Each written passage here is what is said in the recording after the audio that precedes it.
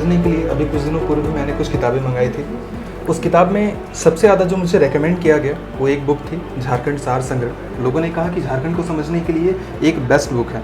ये बेस्ट क्यों है, आज समझेंगे हम इस किताब के लेखक अरुण अग्रवाल से। Sir, welcome to the show.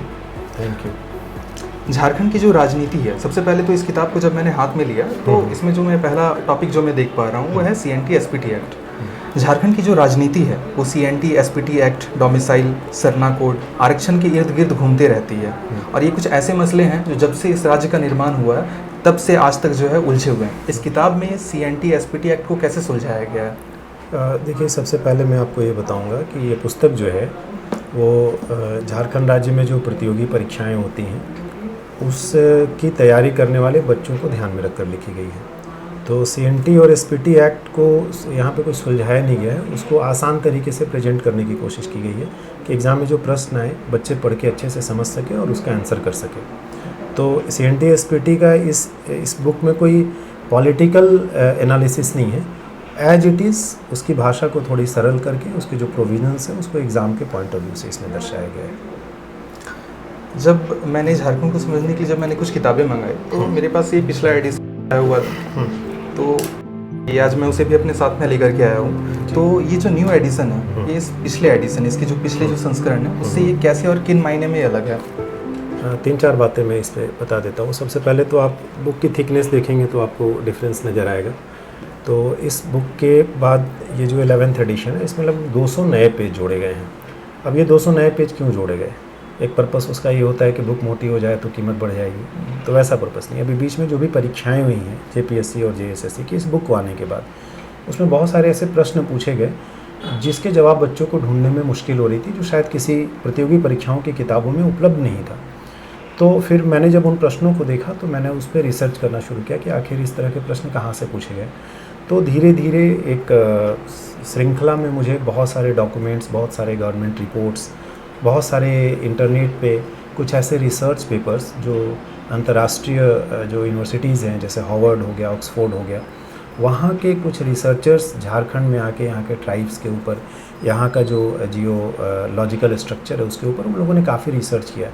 मुझे जैसे जैसे वो चीज़ें मिलना शुरू हुई मैंने वहाँ से कंटेंट निकाले और इसमें ऐड करता चला गया। इसी तरीके से हिस्ट्री में एक पिछले एडिशन में कई बच्चों की डिमांड थी कि सर हिस्ट्री के सेक्शन को थोड़ा और इसमें मजबूत किया जाए, तो हम लोगों ने इस बार हिस्ट्री पे भी बहुत काम किया है। और चूँकि हम लोगों का अभी कोचिंग संस्थान भी है तो यहाँ पे जो झारखंड विषय के लिए स्पेसिफिकली आशुतोष सर पढ़ाते हैं, उन्होंने काफ़ी मदद की है उसमें, हिस्ट्री को एनरिच कराने में उनकी बड़ी भूमिका रही है। इस तरीके से ये किताब एक पार्ट हो गया इसका। दूसरी इम्पॉर्टेंट चीज़ क्या है कि पिछली बार जब बुक आया था और उसके बाद जब अभी बुक आया, इस बीच में जितने भी नए रिपोर्ट्स आए, जैसे वन स्थिति रिपोर्ट 2023 आ गया, या इकोनॉमिक सर्वे और बजट झारखंड का नया आ गया, या फिर भारत सरकार का जो बजट और इकोनॉमिक सर्वे आया उसमें झारखंड को लेके डेटा जो है बदल गया, मिनरल ईयरबुक जो है वो नया आ गया। इसी तरीके से आप देखेंगे तो नए विधानसभा का चुनाव संपन्न हो गया, तो उसके जो भी इम्पॉर्टेंट डेटाज पिछली बार की पुस्तक में थे उसको हम लोगों ने इस पुस्तक में अपडेट कर दिया है। द थर्ड थिंग कि पिछली बार की किताबों में अगर हम लोग को पढ़ने के दौरान जहाँ पे जो गलतियाँ मिली, त्रुटियाँ मिली, उसको हम लोगों ने इसमें करेक्ट करने की कोशिश की है। तो इन मायनों में इस पुस्तक का जो दायरा है उसको बढ़ाया गया है कंटेंट के लिहाज से, ताकि बच्चे अब ज़्यादा प्रश्न को जो है पकड़ सके, ज़्यादा प्रश्नों का उत्तर एग्जाम में कर सके। क्योंकि मैंने डिजिटेशन किया तो मैं समझता हूँ कि एक रिसर्च पेपर भी लिखना काफ़ी मुश्किल होता है। आपने एक पूरी की पूरी किताब लिखी है, ये काफ़ी क्रूशल प्रोसेस रहता है। पहले आप बुक के लिए पहले आप फैक्ट्स को कलेक्ट करते हैं, उसके बाद प्रूफ रीडिंग होती है और ना जाने कितने सारे स्टेप्स होते हैं, चरणबद्ध तरीके से कार्य होता है। What inspire you to write Jharkhand सार संग्रह? What message do you want to convey your readers के लिए?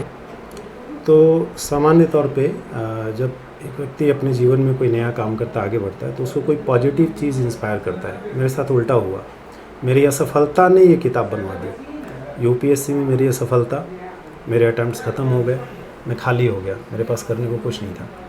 उसी बीच JPSC की वैकेंसी आई एक, मैंने कभी स्टेट PSC का एग्ज़ाम दिया नहीं था।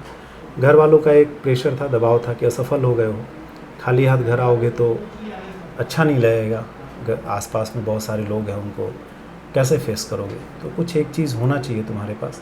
उन्होंने कहा JPSC का फॉर्म भर दो। मैंने फॉर्म भर दिया कि जेपीएससी निकालेंगे। हालांकि मेरी कोई इच्छा नहीं थी बहुत ज़्यादा स्टेट पीएससी में जाने की, लेकिन चूँकि घर वालों का दबाव था, मैंने फॉर्म भरा। तो पढ़ना भी लाजमी है कि आपको पढ़ना पड़ेगा। तो जेपीएससी के लिए पढ़ने के दौरान मैंने लगभग 5-6 महीने में, उस समय 2013 में पहला एडिशन जब इसका आया, उस समय मुझे जितनी किताबें बाज़ार में उपलब्ध थी झारखंड को लेकर, इंग्लिश में और हिंदी में, मैंने सारी किताबें 5-6 महीने में पढ़ डाली। और मैंने अपने लिए एक नोट्स बनाया, और उसी नोट्स को बाद में मेरे एक सीनियर भी थे, मित्र भी हैं, अंकित अग्रवाल जी, छत्तीसगढ़ में उड़ान IAS अकेडमी के संचालक हैं। उन्होंने इंस्पायर किया, उन्होंने आर्थिक सहयोग दिया, उन्होंने आइडिया दिया, और ये किताब पहला एडिशन बन के तैयार हो गया। इस तरीके से इसके पहले एडिशन की जर्नी वो मेरी असफलता से शुरू होती है। और जब ये आई तो इसका एक नए फॉर्मेट में हम लोग ने बुक को, चूँकि यूपीएससी में नोट्स बनाने का, और यूपीएससी की तैयारी के दौरान मैंने दिल्ली में मुखर्जी नगर में कुछ कोचिंग संस्थानों में कंटेंट डेवलपर के रूप में भी काम किया। और मैंने उस दौरान, मेरा ऑप्शनल पेपर सोशियोलॉजी था, मैंने एक कोचिंग संस्थान के लिए सोशियोलॉजी की पूरी एक किताब लिखी पेपर 2 के लिए, इंडियन सोशियोलॉजी के लिए। तो थोड़ा आइडिया मुझे लिखने का आ गया। तो एक नए कलेवर में, एक नए तरीके से पहली बार झारखंड के जो इन्फॉर्मेशन है, फैक्ट्स है, उसको मैंने प्रेजेंट करने की कोशिश की। इसको बच्चों ने सराहा, सराखों पे लिया, और ये पुस्तक पॉपुलर हो गई। ऐसा कहा जाता है necessity is the mother of invention. तो क्या हम ये कह सकते हैं कि क्योंकि आपको ऐसी कोई किताब मिली नहीं, जो तमाम किताबों को आपने पढ़ा, आप कहीं ना कहीं उनसे आप सेटिस्फाइड नहीं थे, और आपको अंत में लगा कि जब इतनी सारी पढ़ाई की है, इतनी सारी मेहनत की है, तो क्यों ना खुद से किताब लिख दें? क्या ये भी एक वजह रही? नहीं, ये वजह नहीं रही। मेरे दिमाग में किताब लिखने का कोई आइडिया नहीं था। मैंने जब नोट्स बनाया तो मेरे जो सीनियर हैं अंकित अग्रवाल, तो वो मेरे कमरे पर रुके थे। तो उनकी एक सामान्य आदत है कि वो जब किसी फ्रेंड के, स्टूडेंट के कमरे पे जाते हैं, तो दिल्ली में जब हम लोग रहते थे, तो वो एक बांस की जो थट्टी होती है, बांस का पतला पतला या लकड़ी का बहुत पतला, उससे वो पुस्तकों का रैक बना होता है। तो उस पर किताबें, नोट्स हम लोग रखते थे। तो वहाँ सर्च कर रहे थे। तो उस समय 2013 की बात है, उसमें यूपीएससी में मेंस का सिलेबस चेंज हुआ और एक नया पेपर जोड़ा गया, एथिक्स, इंटीग्रिटी एंड एप्टीट्यूड। तो उसका नोट्स वो जब पढ़ रहे थे, ढूंढ रहे थे, उसी दौरान उनको मेरा ये झारखंड का नोट्स उनके हाथ लग गया। उनको वो बहुत पसंद आया, पता नहीं क्यों। उन्होंने कहा कि बहुत शानदार नोट्स है, और जनरली स्टेट पीएससी के लिए इस तरीके से कोई नोट्स नहीं बनाता है। मैं बहुत आर्थिक चुनौतियों से भी लड़ रहा था उस समय, क्योंकि घर की स्थिति बहुत अच्छी नहीं थी। उन्होंने कहा कि इसकी किताब बना दो, तो बच्चों को पसंद आएगी। तो मैंने उनसे कहा कि किताब बनाने के लिए बहुत सारी चीज़ें चाहिए, पैसा चाहिए, नाम चाहिए। उन्होंने कहा कि सारा कुछ मैं दूंगा। तो उन्होंने, उनका एक तरीके से उन्होंने उंगली पकड़ के मुझे उससे बाहर निकालने का प्रयास किया। तो वहाँ से फिर ये किताब बन गई। मेरे दिमाग में आइडिया नहीं था कि कोई किताब नहीं है इसलिए लिखना है, ये सब कुछ नहीं था। वो उनके इंस्पिरेशन से मैंने ये किताब लिख दिया। तो क्या हम ये कह सकते हैं कि उस दिन अगर वो एथिक्स का नोट्स वो सारे ढूंढते हुए अगर उन्हें वो नोट्स नहीं दिखती, तो मतलब आप मानते हैं कि वो एक मेजर टर्न आउट रहा था?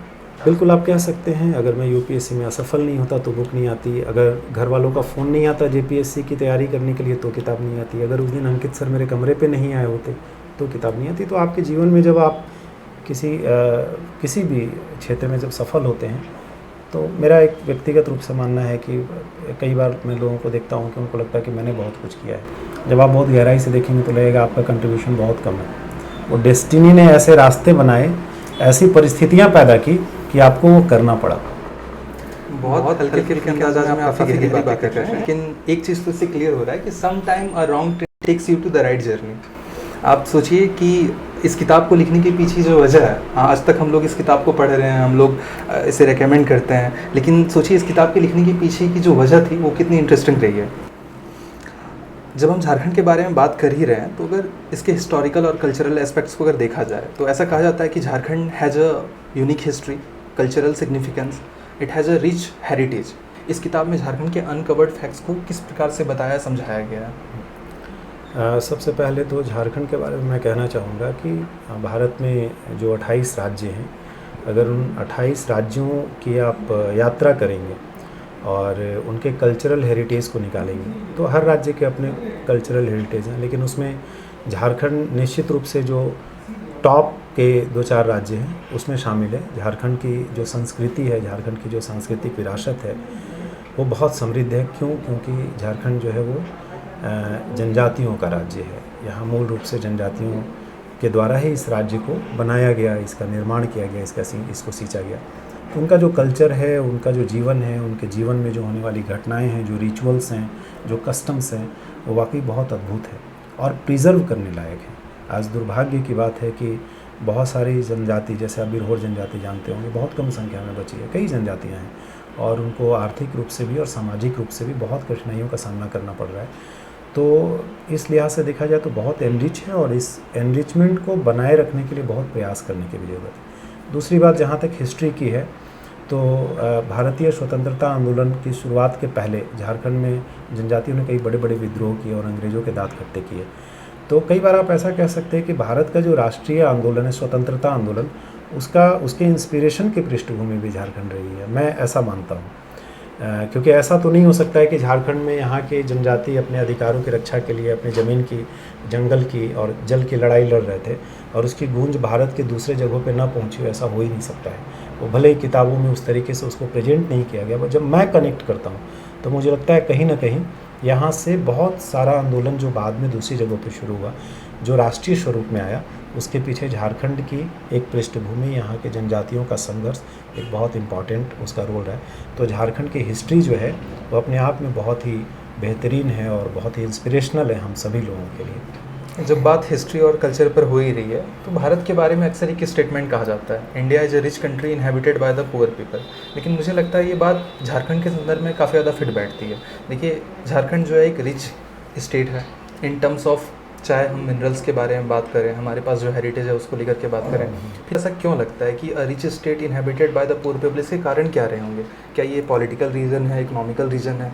क्योंकि झारखंड में सब लोग जानते हैं 40% mineral resources of India is deposited in Jharkhand. इसके साथ साथ केवल मिनरल रिसोर्स ही नहीं, इसके साथ साथ यहाँ पे और भी कई चीज़ें, आप जमशेदपुर में Tata steel plant, Bokaro steel plant और भी कई ऐसी फैक्ट्रियाँ बनी, HEC जो भी ख़राब दौर से गुजर रहा है। तो झारखंड में इकोनॉमिकली आप देखेंगे तो झारखंड में रेवेन्यू या पैसे को लेकर कोई समस्या नहीं। यहाँ पे काफ़ी प्रचुर मात्रा में मिनरल हैं, काफ़ी प्रचुर मात्रा में संभावनाएं हैं, लेकिन संभावनाएं होना, आपके पास संसाधन होना और उन संसाधनों को, जो संभावनाएं हमारे सामने, उन संभावनाओं के अनुरूप उसका प्रयोग कर पाना, ये एक अलग बात है।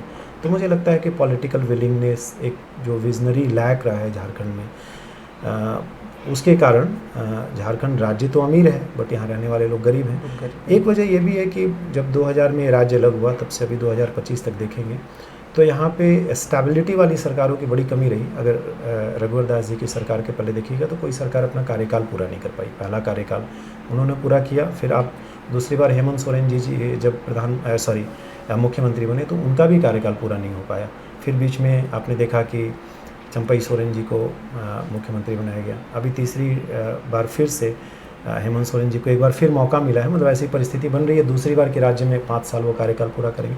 तो एक पॉलिटिकल इनस्टेबिलिटी भी इसके लिए कारण रहा। एक और इसका कारण है कि जब आप पॉलिटिकल जो एडमिनिस्ट्रेशन होता है उसमें जब कोई एक पार्टी अपने बलबूते पे इतने सीट्स हासिल करती है कि वो सरकार चला सके, तो वहाँ पे डिसीज़न लेना उनके लिए थोड़ा आसान होता है। वो अपने हिसाब से चीज़ों को सामने रख कर डिसीज़न लेते हैं। लेकिन जब आप गठबंधन की सरकार में होते हैं तो कई बार जो आपके साथी हैं उनके भी मंतव्य को या उनके भी उनका भी जो विज़न है या उनकी जो सोच है उसको भी ध्यान में रखना पड़ता है। तो वहाँ बाहर से दिखाई नहीं पड़ता है, लेकिन मुझे लगता है अंदर कुछ कन्फ्लिक्ट भी होता होगा।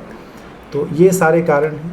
इसमें जो सबसे महत्वपूर्ण है वो है पॉलिटिकल जो विज़न है, वो विज़न का बड़ा अभाव रहा है यहाँ पे। मिस्टर अग्रवाल, आपका इंटेंट तो काफ़ी क्लियर है, आपका मैसेज भी काफ़ी क्लियर है, लेकिन आप जो स्टेटमेंट दे रहे हैं वो काफ़ी बैलेंस स्टेटमेंट है। या फिर मैं कहूँ कि इसमें जो पॉलिटिकल करेक्टनेस है इसकी मात्रा बहुत ज़्यादा है।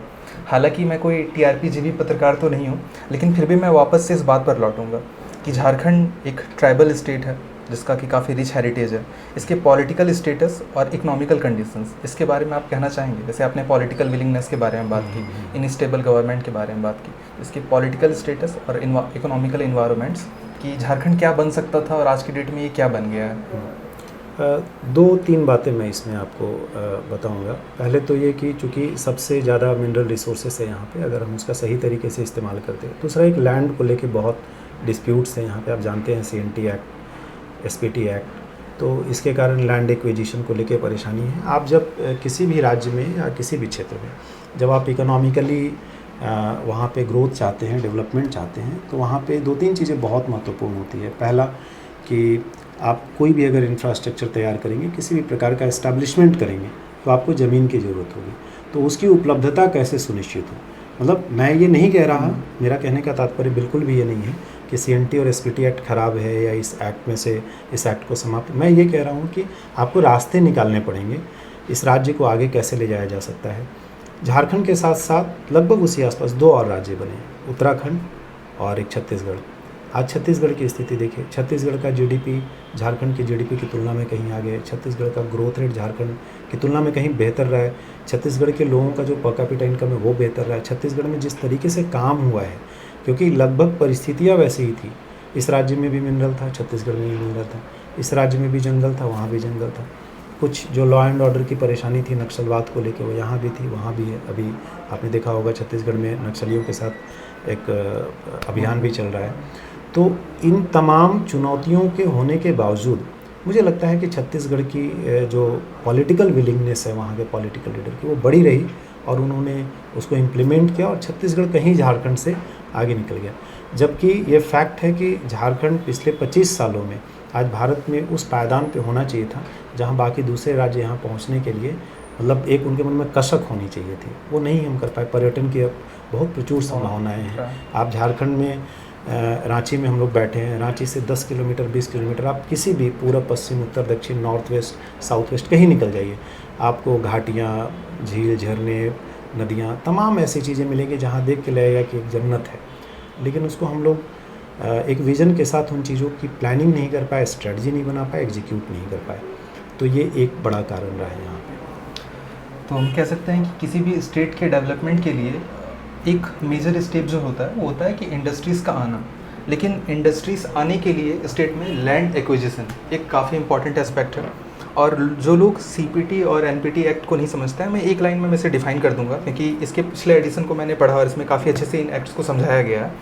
तो सीएनटी एक्ट और एसपीटी एक्ट यानी कि छोटा नागपुर टेनेंसी एक्ट और संथाल परगना एक्ट 1949, ये जो है आदिवासी ज़मीन की सुरक्षा के लिए 1908 में बना सीएनटी एक्ट और एसपीटी एक्ट यानी कि एक छोटा नागपुर काश्तकारी अधिनियम जो कि 1908 का बना हुआ एक्ट है, और संथाल परगना टेनेंसी एक्ट ये 1949 में बना हुआ एक्ट है।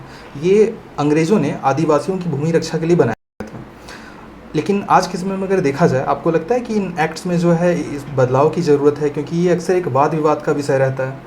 हाँ बिल्कुल, देखिए कोई भी जो कानून बनता है, कोई नीति बनती है, तो जिस समय वो बनी है उस समय की परिस्थितियों के हिसाब से बनती है। मैं यहाँ पे एक और बात जोड़ के आपसे कहना चाहता हूँ, जो पिछली बार मैं कहना चाह रहा था मैं नहीं बोल पाया। इस राज्य को बने हुए 25 साल हो गए। इस राज्य का जो आंदोलन रहा, झारखंड निर्माण आंदोलन, वो पूरा का पूरा आंदोलन ट्राइबल सेंट्रिक रहा। यहाँ के रहने वाले लोगों की आइडेंटिटी एक विशेष प्रकार की रही, कल्चर अपना एक रहा, और जल जंगल और ज़मीन से जो आदिवासी हैं उनकी अपनी कनेक्टिविटी होती है, और उन्हीं के अधिकारों की सुरक्षा के लिए राज्य बना। लेकिन मैं जो एनालिसिस कर पाता हूँ, हो सकता है कि मैं इसमें करेक्ट ना भी हूँ, मैं जो एनालिसिस कर पाता हूँ कि इस राज्य को बनने के बाद इस राज्य को जिन लोगों के अधिकारों की सुरक्षा और जिन लोगों को आगे बढ़ाने के लिए राज्य बनाया गया, आज इस राज्य में जो सबसे कम मिला है वो उन्हीं लोगों को मिला है। इस राज्य के आदिवासियों को ही सबसे कम मिला है, और जो गैर आदिवासी हैं उन्हीं को इससे ज़्यादातर लाभ हुआ। तो एक बड़ी दुर्भाग्यपूर्ण बात है कि जैसे कि घर में किसी माँ ने 2 बेटे हैं, एक बेटे के लिए घर में कोई चीज़ बचा के रखी और वो उसी के हिस्से नहीं गया, वो किसी और के हिस्से चला गया।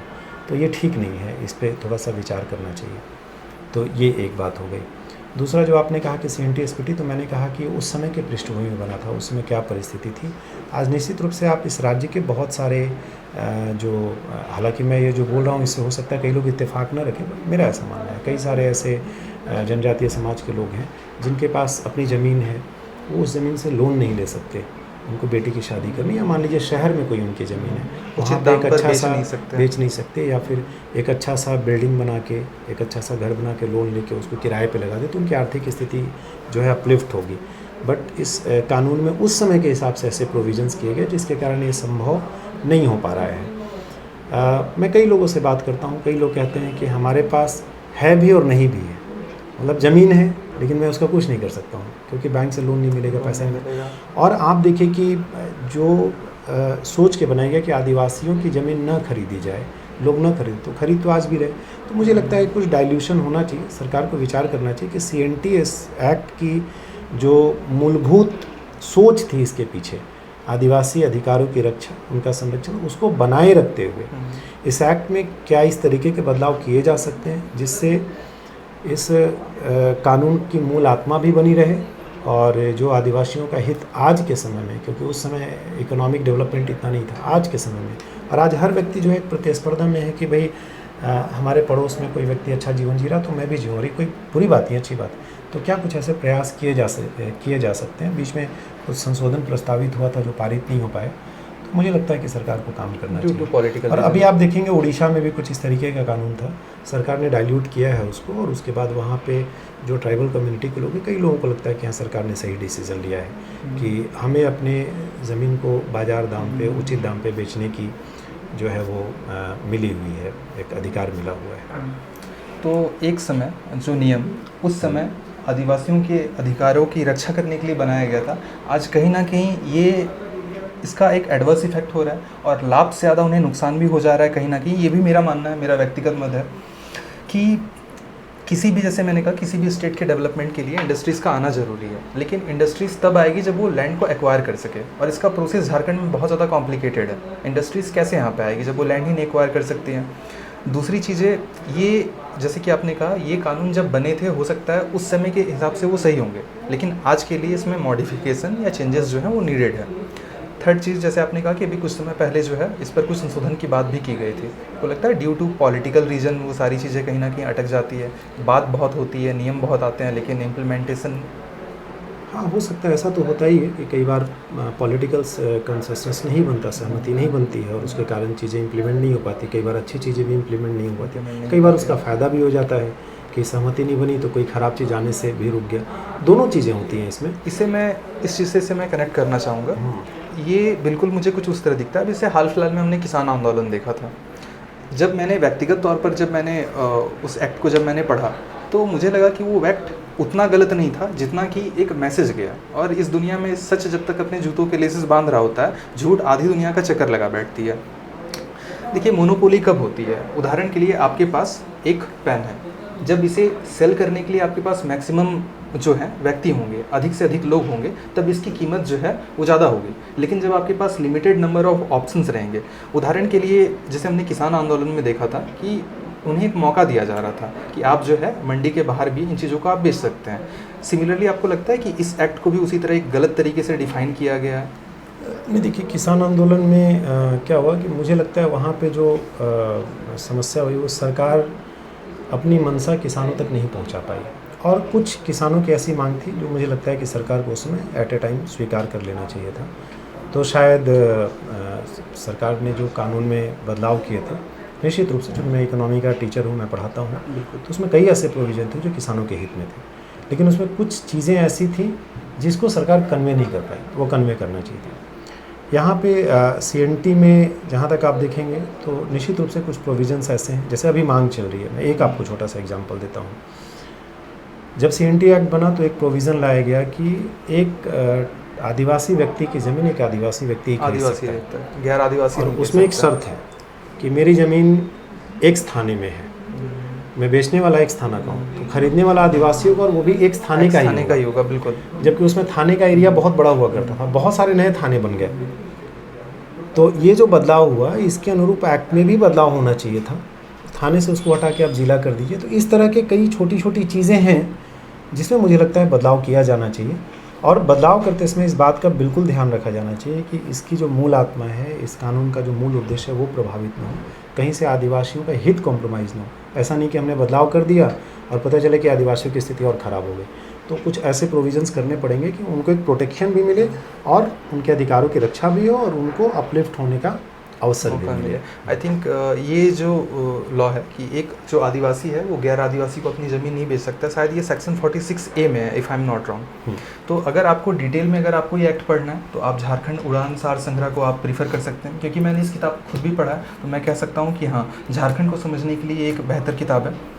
मैं वापस से लौटता हूँ एक किताब को लिखने के लिए जो रिसर्च और जो राइटिंग प्रोसेस होता है वो काफ़ी कॉम्प्लिकेटेड होता है। इसमें किस किस तरह के चैलेंजेस आपने देखे हैं, चाहे वो डेटा कलेक्शन को लेकर के हो, तो रिसर्च प्रोसेस के बारे में थोड़ा बताएं। इस किताब की जो जर्नी रही, कैसे आपने इसे ड्राफ्ट किया?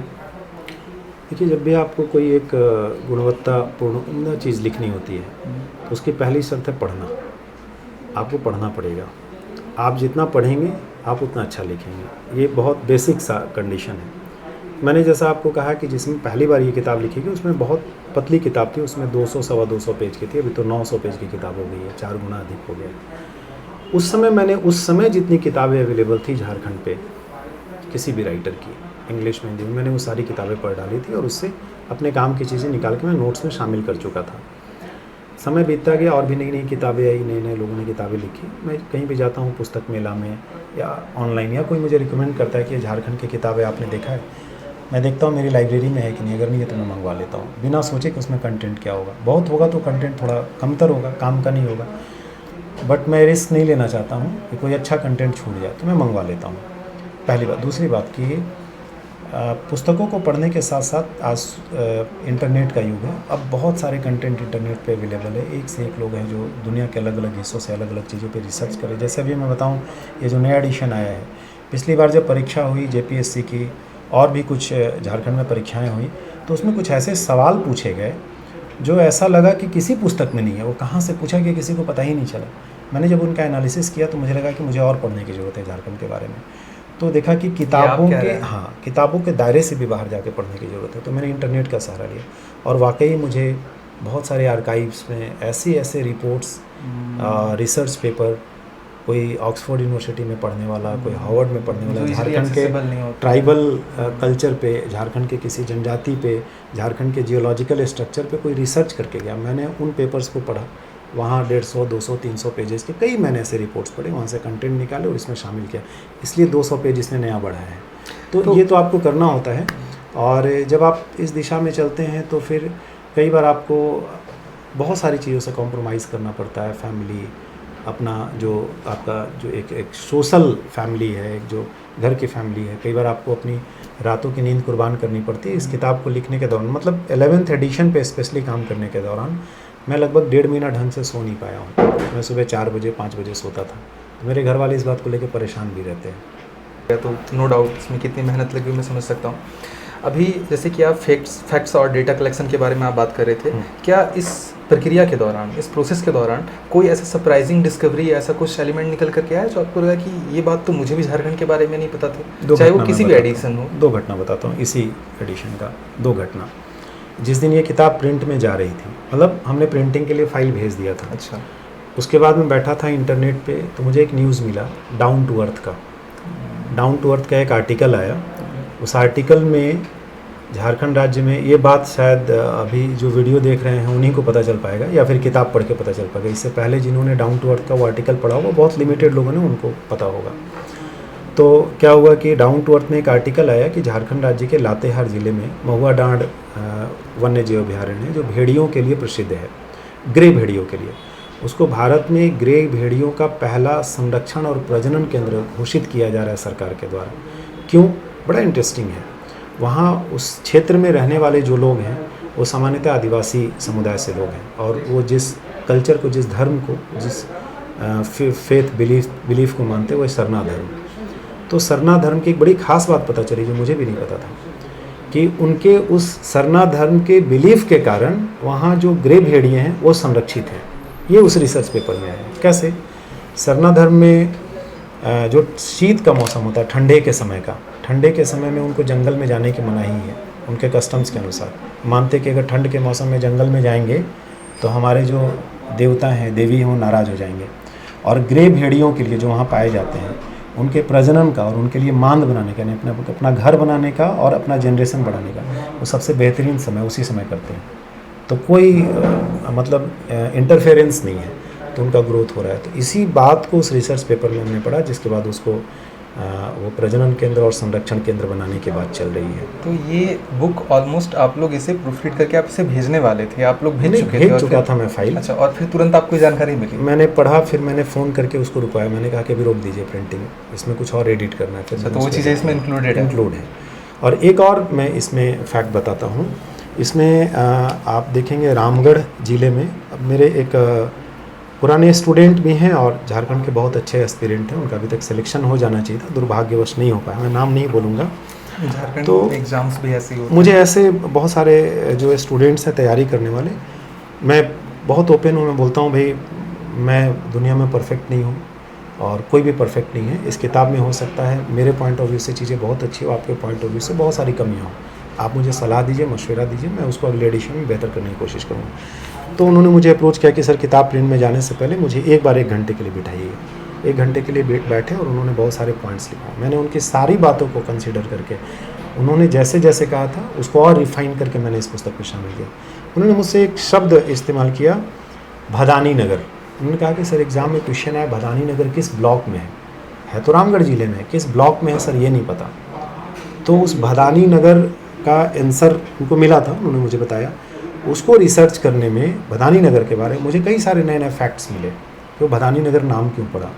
उसमें एक चीज़ मिला मुझे रामगढ़ ज़िले का, मैं आपको बताता हूँ, वो भी बड़ा इंटरेस्टिंग है, मेरे लिए भी शॉकिंग है और ये पूरे राष्ट्रीय स्तर की बात है। एक भदानी नगर के पास पतरातू प्रखंड में रामगढ़ के एक गांव है जिसका नाम है बुजुर्ग जमीरा गांव। पूरे भारत में एकमात्र ऐसा प्लेस है जहां पे चाइना कब्रिस्तान बना हुआ है और यहाँ पे 670 चीनी सैनिकों के शव दफन हैं। द्वितीय विश्व युद्ध के दौरान वो चीनी सैनिकों का वो एरिया जो है ट्रेनिंग सेंटर हुआ करता था। वहाँ पे चीन के सैनिकों को ना गुट बने हुए थे, तो एक गुट में जिसमें चीन शामिल था उनको ट्रेनिंग दी जाती थी और उसमें जो मारे गए उनका वहीं पे जो है उनके अंतिम उनका जो है क्रिया संस्कार किया गया। तो उनके 100 कब्रिस्तान बने हुए, ये पूरे भारत में एक मात्र है और कहीं नहीं है ऐसा। मुझे तो ये बात नहीं पता थी, आपको ये बात मालूम थी या नहीं? आप मुझे कमेंट करके आप ज़रूर बताइएगा। और ऐसे और भी कई तथ्य हैं इस पुस्तक में जो किसी किताब में नहीं है, वो पहली बार बच्चों को पढ़ने को मिलेगा। तो आप, क्योंकि जब मुझे इतना कुछ मालूम चल रहा है इस किताब के बारे में, तो मैं ये आपसे ये समझना चाहूँगा कि आप इस किताब की जो इम्पैक्ट है, चाहे वो ऑडियंस पर हो, व्यूअरशिप हो, और not just a student, like as an journalist मुझे ये कैसे बेनिफिट करने वाला है, और आप कैसे देखते हैं कि who will benefit most from reading Jharkhand सार संग्रह? इस किताब से सबसे ज़्यादा जो लाभ है वो किन लोगों को होने वाला है? कोई भी व्यक्ति जो झारखंड की एक सामान्य समझ विकसित करना चाहता है, झारखंड क्या है, झारखंड कैसा है, झारखंड ऐसा क्यों है और झारखंड में क्या हो सकता है, क्या संभावनाएं हैं, उनको ये किताब ज़रूर पढ़नी चाहिए। हालांकि ये किताब जो एग्ज़ाम की तैयारी करते हैं जेपीएससी जेएसएससी की, उनको ही ध्यान में रख के लिखी गई है, बट इसके बावजूद इसकी भाषा को इस तरीके से सरल रखा गया है और इसके प्रेजेंटेशन को इतना इंटरेस्टिंग बनाने की कोशिश की गई है और इन्फॉर्मेशन को कनेक्ट करने की कोशिश की गई कि एक सामान्य आदमी पढ़ेगा तो उसको चीज़ें समझ में आ जाएंगी।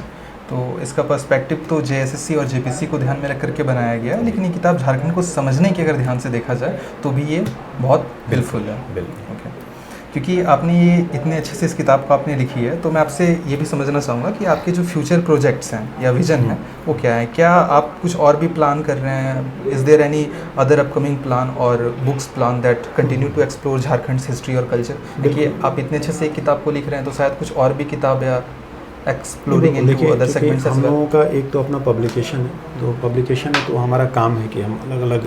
अच्छा, ये उड़ान का अपना पब्लिकेशन हाँ, है? उड़ान की कोचिंग भी है, उड़ान पब्लिकेशन है, पब्लिकेशन भी है, तो अलग अलग जो परीक्षाएं हैं उसके लिए हम पुस्तकें निकालें, ये हमारी जिम्मेदारी भी है और ये करना भी चाहिए। तो अभी बहुत सारी पुस्तकें हैं, जैसे आप यहाँ देखेंगे तो यहाँ फ्यूचर में आने वाली किताबों की पूरी लिस्ट दी हुई है। ये सारी किताबें अभी अपकमिंग है, आने वाली है जेपीएससी और जेएसएससी की। इसके साथ साथ अभी हम लोग बीपीएससी और बिहार एसएससी की परीक्षाओं को ध्यान में रख के भी किताबों का प्रकाशन कर रहे हैं। और उस कड़ी में दिल्ली के एक बहुत रिनॉन टीचर हैं उपेंद्र अनमोल सर, पूरे भारत में साइंस टेक्नोलॉजी के बड़े टीचर हैं, बड़ा नाम है, बड़ी संस्थाओं में पढ़ाते हैं, अनुभव रहा है और हमारे यहाँ मेंटर के रूप में जुड़े हुए बच्चों को वो यहाँ पे आके मार्गदर्शन देते हैं। तो उपेंद्र अनमोल सर की भी एक पुस्तक विज्ञान एवं प्रौद्योगिकी की बिहार के लिए आ चुकी है, जेपीएससी के लिए आने वाली है। साथ ही उनकी एक भारतीय अर्थव्यवस्था की किताब बीपीएससी और जेपीएससी दोनों के लिए आने वाली।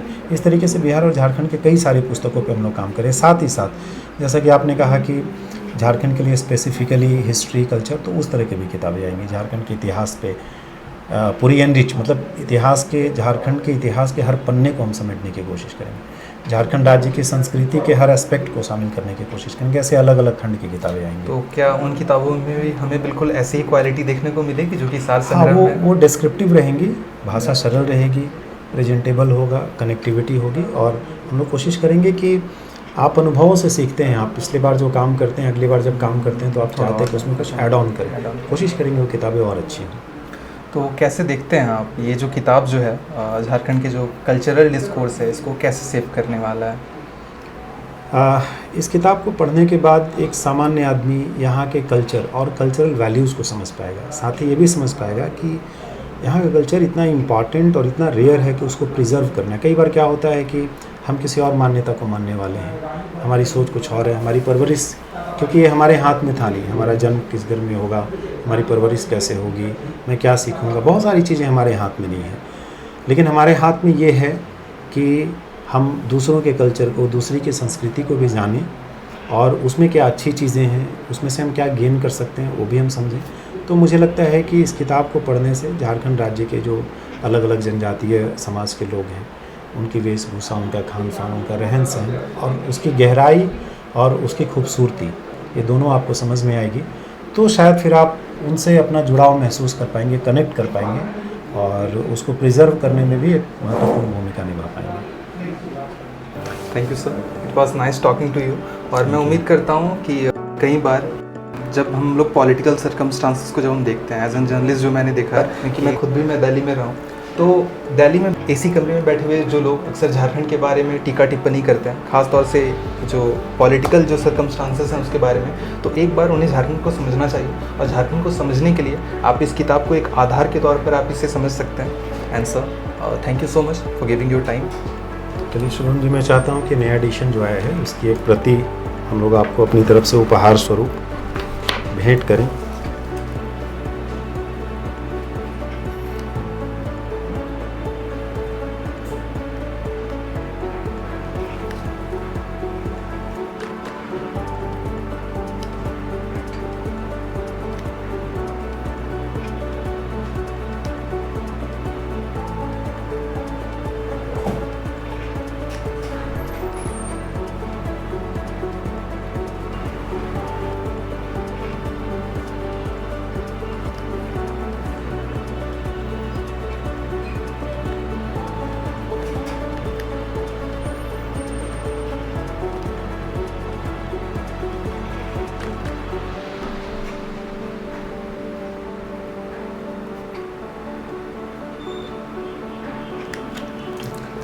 Thank you so much sir, it means a lot to me.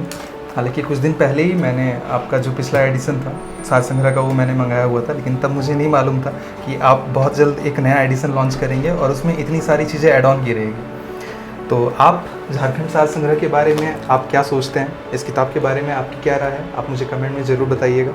And see you soon.